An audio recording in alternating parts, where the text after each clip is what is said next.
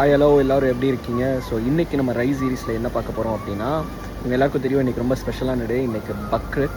So இந்த பக்ரீத்துக்கு ரொம்ப ஸ்பெஷலான விஷயம் என்னன்னு உங்களுக்கு தெரிஞ்சிருக்கும், பிரியாணி. ஸோ இந்த பிரியாணிக்கு ரொம்ப ஸ்பெஷலானது என்ன தெரியுமா? சீரக சம்பா அரிசி. இந்த சீரக சம்பாவும் ஆக்சுவலாக நம்ம ஊரில் இப்போ வருது.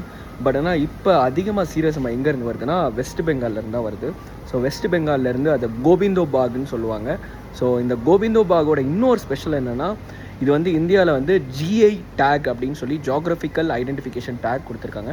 ஸோ அந்த மண்ணில் இருந்து வெஸ்ட் பெங்காலில் பர்தமான்ற ஊரில் இருந்து வர மண்ணில் வளர்கிற இந்த அரிசி வந்து அவ்வளோ ஸ்பெஷலான அரிசி. இந்த உலகத்துலேயே அந்த ஊரில் அந்த மண்ணில் வளர்கிறதுக்கு மட்டும்தான் இந்த ஜிஐ டேக் கொடுக்குறாங்க. ஸோ அந்த அரிசியில் இந்த நம்ம பிரியாணி செய்யும்போது அதுக்குன்னு தனியாக ஃப்ளேவர், அந்த வாசனை அப்படியே நம்ம குக் பண்ணால் அப்படியே அந்த ரூம் ஃபுல்லாக, நம்ம கிச்சன் ஃபுல்லாக அப்படியே அந்த வாசனை வந்திருக்கும்.